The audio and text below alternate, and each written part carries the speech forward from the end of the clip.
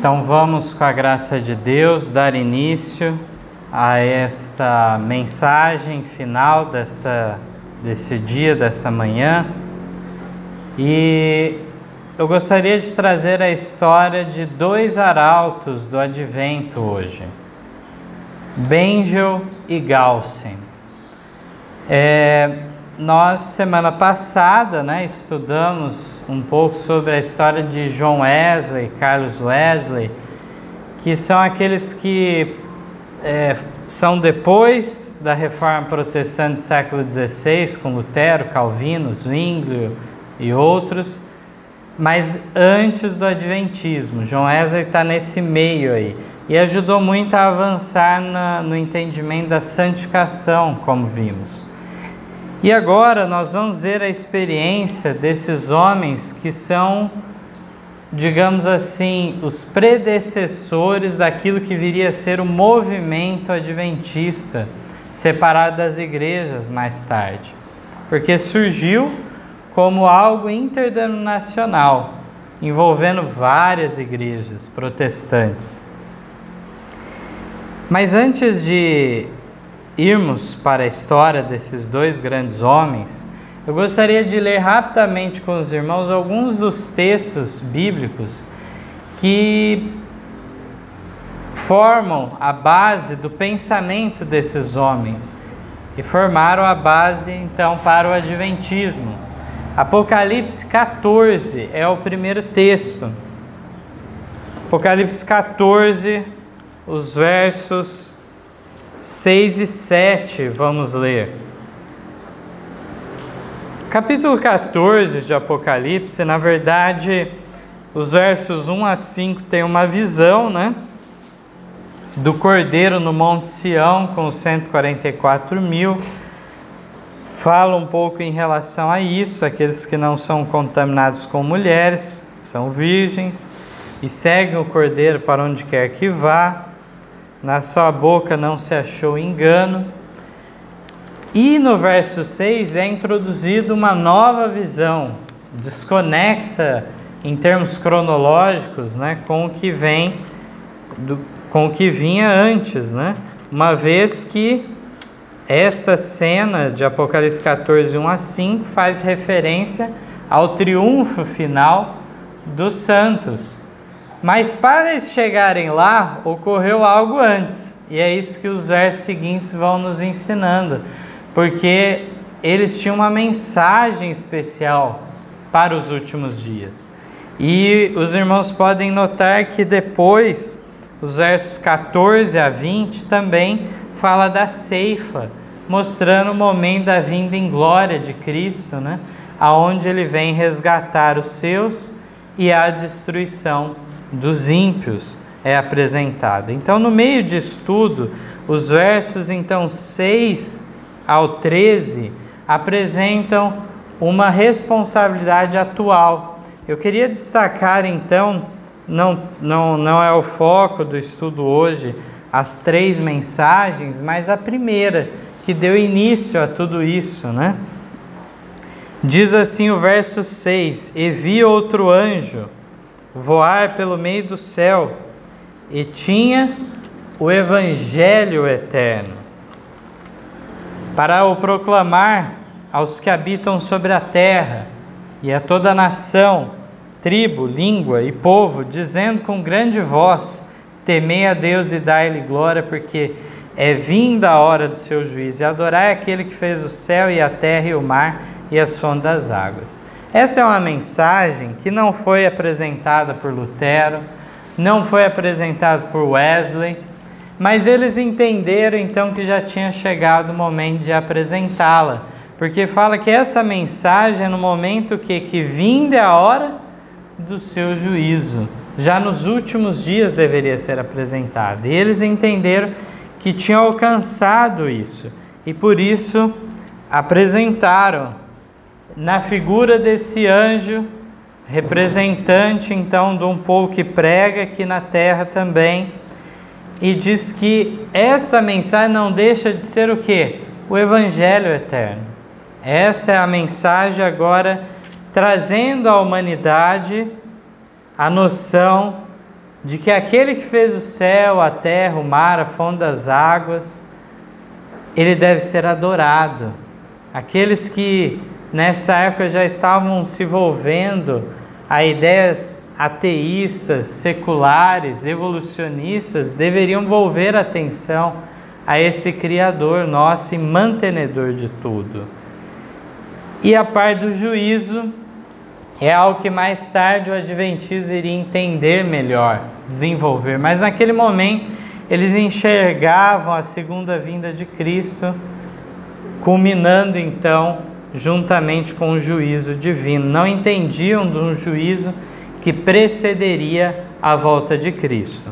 Mas vamos rapidamente agora para Daniel. Daniel capítulo 8 e versículo 14. Um texto chave para o adventismo, muito conhecido, algo intrigante.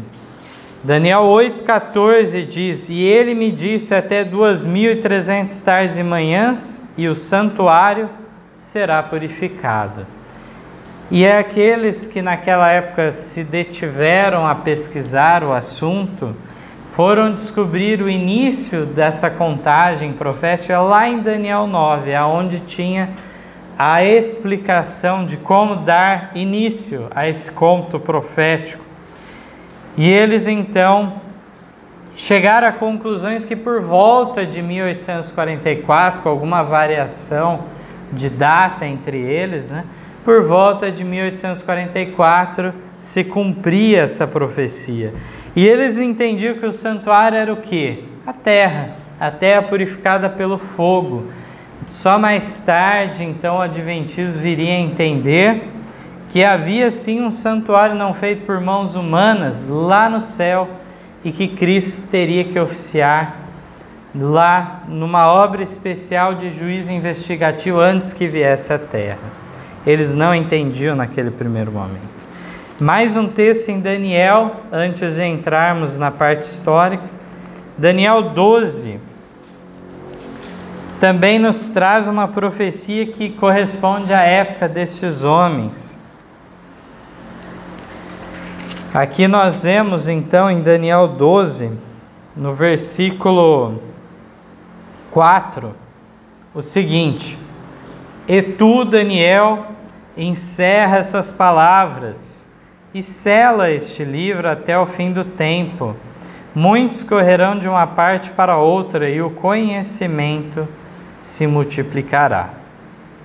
Então, aqui nós vemos que uma parte do livro de Daniel foi selado até o tempo do fim, que culmina em 1798, segundo as próprias profecias de Daniel, uma vez que quando terminasse a supremacia papal dos 1260 anos de perseguição, haveria então por fim a revelação de muitos pontos proféticos, inclusive aquele que vimos de Daniel 8,14, que era para o fim dos tempos. E aqui nós vemos uma profecia que pode ser interpretada de dupla forma. O conhecimento científico, então, tecnológico, avançaria nos últimos dias, assim como o conhecimento profético das Escrituras, sendo livremente dispostas para as pessoas e podendo ser interpretadas, então, corretamente. O conhecimento, de fato, se multiplicaria. Vamos, então, à história. E o primeiro é João Bengel, que surge no século XVIII. Começou a pregar o segundo advento de Cristo na Terra. Este é o primeiro dentre vários arautos do advento de Cristo que vamos estudar. Com arauto, queremos dizer um mensageiro, uma pessoa que é enviada com a missão ou mensagem especial. Em nosso caso, o mensageiro com a missão de pregar a mensagem do advento de Cristo. Foi na Alemanha que Bengel fez sua pregação. Ele era membro da Igreja Luterana. A igreja, então, que recebeu esse nome depois da morte de Lutero, Ele nunca concordou de colocar um nome desse, de modo algum. Ele também, o João Bengel, foi um grande defensor da liberdade religiosa. Sua influência nesse assunto em sua terra foi abundante. Foi enquanto preparava um sermão sobre Apocalipse 21 que a luz sobre a vinda de Cristo raiou em sua mente. Entendeu as profecias como nunca antes. Completou o sermão com algumas adaptações e no púlpito fez uma pregação com grande poder e clareza. Desde aquele tempo se dedicou ao estudo das profecias e à pregação do advento de Cristo. A influência de sua pregação chegou até mesmo na Rússia. Isso aconteceu devido a algumas famílias que ouviram sua mensagem e posteriormente se mudaram para a Rússia. Logo, as igrejas na Rússia fecharam as oportunidades para se pregar a mensagem, mas as pessoas crentes nessa mensagem continuaram suas reuniões, agora em suas próprias casas, a fim de não ficarem sem esse precioso ensino da Bíblia. Centenas de pessoas se converteram e aceitaram a Cristo como seu Salvador. Nós vemos então que a influência dele, através de alguns que se mudaram para a Rússia, se estendeu a essa terra, de modo que muitas pessoas, discípulos seus, converteram pessoas à fé lá também. Diz que também a história relata sobre um outro pastor alemão daquela época que também se destacou no estudo das profecias, principalmente quanto ao retorno de Cristo. Seu nome era João Petri. Ele foi um dos primeiros a estudar também atentamente as profecias, a profecia, aliás, das 2.300 tardes e manhãs, e que seria mais tarde examinada por muitos. Para Bengel, a Bíblia inteira era uma revelação progressiva do plano de Deus para a salvação dos seres humanos, tendo em Cristo o personagem principal. Estudando as profecias, entendeu que o plano de Deus para o resgate da humanidade terminava com a volta de Cristo em glória. Eu queria situar os irmãos também em relação ao fato de que era muito comum uma outra visão sobre a volta de Cristo. A visão em relação a um milênio de paz aqui na terra, de maneira temporal, com os reinos deste mundo e tudo mais. Haver paz, prosperidade, avanços de justiça no mundo, e que depois desses 1000 anos que Jesus voltaria à terra para resgatar os seus. Então uma visão totalmente antibíblica, mas a mais predominante nessa época. Esses homens pregaram fielmente dizendo que os últimos dias seriam o quê? Maus. Os homens ímpios iriam de mal a pior. Haveria sinais proféticos, terremotos, maremotos, haveria guerras, fomes, pestes, haveria também que o amor se esfriaria de muitos. Tudo isso, esses são os sinais dos tempos, e que de repente teria que haver o que? Uma intervenção divina nesta história terrestre. Cristo intervindo neste mundo a se perder. Bengel viveu de 1687 a 1752. Petri, que é outro que nós comentamos, estudante também na Alemanha, viveu de 1718 a 1792. Eles morreram crentes na bendita esperança. E se levantarão, essa é a nossa crença, imortais quando Cristo ressuscitar os justos mortos em sua segunda vinda à terra. Mas nós vemos um fato curioso que pode ser apontado por alguns, que esses homens surgiram antes de 1798, o tempo devido na profecia que era dito que se pregaria. Mas esses homens de fato foram predecessores, assim como em certo sentido temos João Batista vindo para preparar o caminho quando Jesus iniciasse seu ministério. Mas eu gostaria de ler com os irmãos um texto bíblico em Mateus 24, que também nos lança luz em relação a este fato. Ainda que temos, em relação ao poderio de Roma papal até o ano de 1798, é verdade que antes disso perdeu força, inclusive em vários países que adotaram já no século XVI o protestantismo. Então, nesses países, o catolicismo perdeu grande parte de sua força e, dessa maneira, sua capacidade de persegui-los. Também Ellen White aponta no livro Grande Conflito o fato de que um quarto de século antes de 1798, ou seja, 25 anos antes, já praticamente tinha findado a perseguição, já a Inquisição não predominava. E nós vemos, em relação a tudo isso, a mão de Deus nos auxiliando, então, para que a mensagem já antes pudesse ser desenvolvida. A Reforma Protestante estudou também algumas profecias, não aquelas referentes ao fim dos tempos, mas também enxergou naquele chifre pequeno, na besta que sobe do mar, o anticristo, justamente o poder de Roma papal. Entenderam, compreenderam essa parte profética.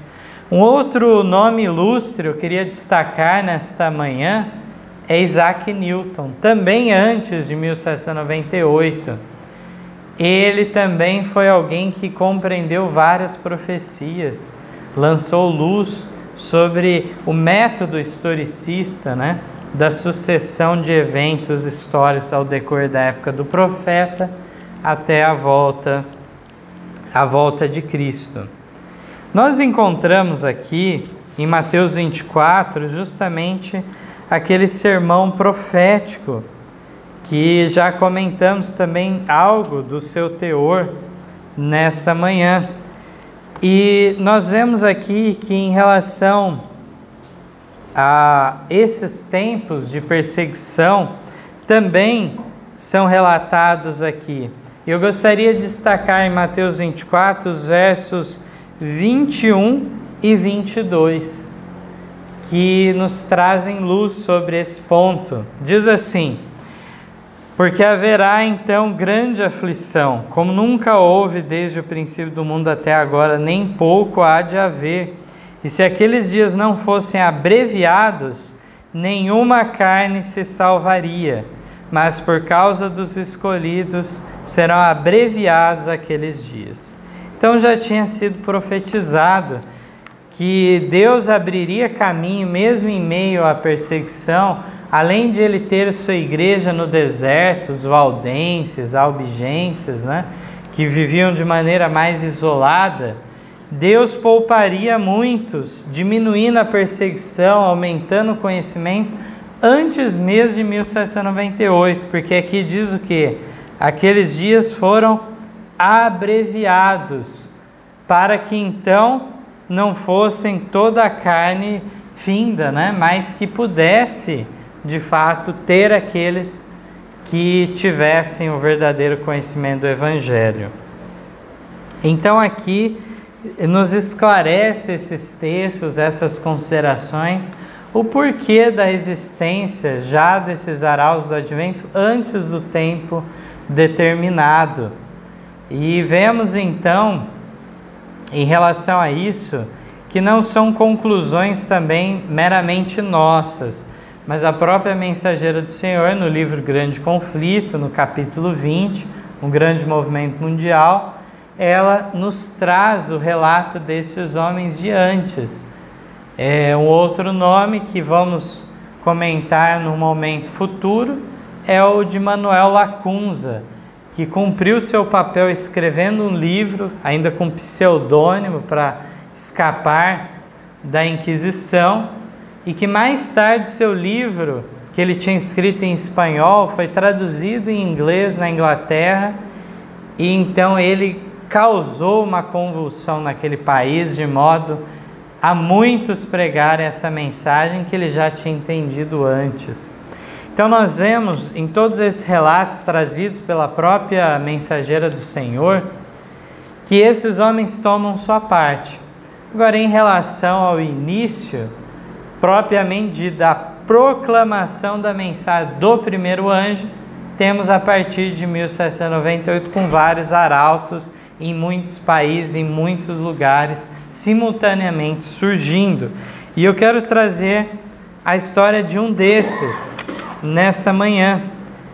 A cidade de Genebra, na Suíça, que tinha sido um forte, uma cidade central para os reformadores como João Calvino e Guilherme Farel, também recebeu, 200 anos depois, François Gaussen. Ele viveu de 1790 a 1863. Então ele já é no tempo da mensagem do primeiro anjo. Ele então começou a pregar essa mensagem do advento de Cristo. Em sua mocidade, Gaussen se interessou pelo estudo das profecias. Ele ficou maravilhado em ver com que exatidão havia se cumprido Daniel 2. Esse é um texto base de introdução para todo estudo, das profecias, porque lá de maneira didática nos é apresentado. O próprio Daniel explica, olha, a estátua com seus materiais diferentes é uma sucessão de um reino para o outro. E ele lia na história e via que tinha se cumprido exatamente como a profecia predizia. Mais tarde ele ficou impressionado com a importância que a volta de Cristo tinha na Bíblia. A Bíblia toda, ela dá esse destaque, Desejou levar a mensagem ao povo, mas a crença popular era que os livros de Daniel e Apocalipse eram o quê? Misteriosos, complicados e por isso não deveriam ser estudados. Assim ninguém se importava com as profecias e nem queria ouvir ele pregar sobre isso.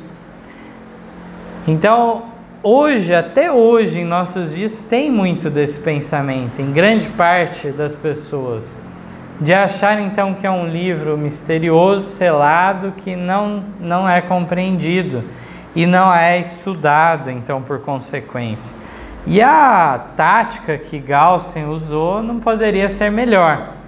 Ele se dedicou então a estudar profecia com as crianças. Sua estratégia era que quando os adultos vissem que até mesmo as crianças entendiam os assuntos proféticos, eles perceberiam que não era tão complicado como imaginavam e de que o assunto era bem mais interessante do que pensavam. Então, numa linguagem simples, didática, ele trouxe para as crianças, despertou interesse e as crianças de fato entenderam. Seus esforços foram muito bem sucedidos. A mensagem começou a se espalhar entre crianças, jovens, adultos e velhos. Animado, Gaussen publicou um livro em francês contendo suas lições dirigidas às crianças. Este livro era uma prova de que os assuntos proféticos, se escritos em linguagem simples, podiam ser facilmente entendidos. Seus ensinos se espalharam tanto na Suíça como na França. Essa parte da Suíça, Genebra, que é de linguagem francesa, ele influenciou, e a França por consequência.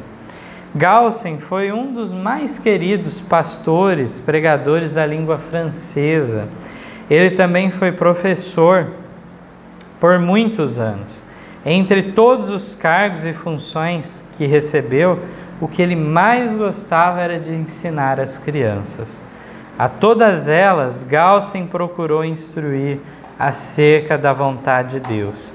Ele as amava muito, tal como Jesus amou as crianças. E eu gostaria de trazer justamente para nós alguns textos bíblicos ainda. E nós vemos em relação a isso que, de fato, o papel de Gaussen como professor ajudou muito na divulgação, de maneira a espalhar essas mensagens. E um outro relato que nós podemos um outro dia trazer relacionado a crianças nessa mensagem do primeiro anjo é o trabalho miraculoso, a intervenção do Espírito Santo com crianças mesmo, pregando a mensagem nos países escandinavos, né? Esse é um ponto que podemos deixar para um outro dia. Eu gostaria de ler em Isaías 52 e o verso 7, um texto muito belo para nós e que sirva de inspiração para que nos animemos na pregação da mensagem. 52, 7 de Isaías diz assim: quão formosos são sobre os montes os pés do que anuncia as boas novas, que faz ouvir a paz do que anuncia o bem, que faz ouvir a salvação do que diz a Sião, o teu Deus reina. Então, o papel de todo cristão, todo aquele que nasceu no reino de Deus, é o de ser um missionário. Alguns vão ter a ordenação ao ministério, vão ser assalariados para esse fim, outros serão obreiros voluntários, outros serão obreiros ajudados, mas a força da igreja reside no fato de não ter um clero forte, mas uma igreja forte, de modo que todo leigo tome parte nessa obra. Por isso que eu acho muito feliz o fato de nossa igreja ter escolhido colocar em seu nome o termo movimento. Esse termo nos designa o fato de que devemos estar em constante avanço como igreja, tanto no aspecto doutrinário, como no aspecto prático, em levar avante essa mensagem com a ajuda de todos os irmãos. E eu queria trazer agora um texto de Marcos 10, verso 13 em diante, que nos traz o relato de Jesus com as crianças e devemos aprender do nosso mestre. É significativo, né, que todo aquele que tem esse papel também de pastor, ministro, ele deve aprender a se comunicar até mesmo com as crianças. E talvez esse seja o maior dos desafios, né? Nós vemos que quando Jesus restabelece Pedro, ele não só fala para apacentar as ovelhas, mas fala para apacentar o quê? Os cordeirinhos. Foi dada a Pedro essa missão também. E devemos aprender de Cristo como lidar. E nós vemos a diferença do pensamento de Cristo em relação aos discípulos nesse texto de Marcos 10, 13 em diante. E traziam-lhe meninos para que lhes tocasse, mas os discípulos repreendiam os que lhes traziam. Jesus, porém, vendo isso, indignou-se e disse-lhes: deixai vir os meninos a mim e não os impeçais, porque dos tais é o reino de Deus. Em verdade vos digo que qualquer que não receber o reino de Deus como menino, de maneira nenhuma entrará nele. E tomando-os nos seus braços e impondo-lhes as mãos, os abençoou. Que belo relato nós temos aqui. Os discípulos possivelmente, achavam que esse tipo de obra era de menor importância, estaria atrapalhando a mensagem, a pregação para os adultos. Aquelas mães que vinham com os filhos querendo que Cristo os abençoasse, achavam que era algo que... E eles criaram uma certa barreira. Jesus se indignou e se colocou firmemente em favor dessa obra. E eu fico um tanto chocado em nossos dias o fato de que algumas igrejas julgam que algumas crianças podem e devem ser abençoadas e outras não. Eu acho chocante isso, porque o relato aqui não diz que Jesus analisou se os pais eram fiéis Se a criança era bem educada. Não, ele não julgou nada disso, irmãos, aqui. Então a bênção dada às crianças na sua época da inocência ainda, ela é o quê? Indiscriminada. É assim que Jesus agiu. Assim é papel da igreja, então, papel da igreja, todos aqueles que quiserem apresentar as suas crianças, a igreja deve efetuar sim essa obra. É dever dela realizar isso. Então essas mensagens de hoje em relação aos arautos, falamos sobre Bengel e Galsen, falamos rapidamente sobre Petri também, que foi outro menos destacado. Esses homens de Deus foram pioneiros nessas mensagens. A nós é dado esse legado, essa herança. E devemos pensar então se estamos à altura dessa missão ou estamos negligenciando em algo.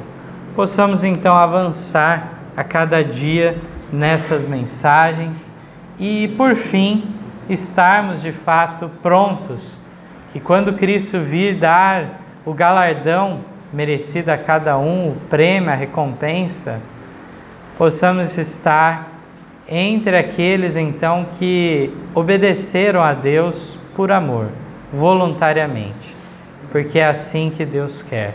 De outra maneira, não há salvação, mas sim depositar toda a nossa confiança em Cristo. Assim poderemos alcançar favor e salvação. Amém.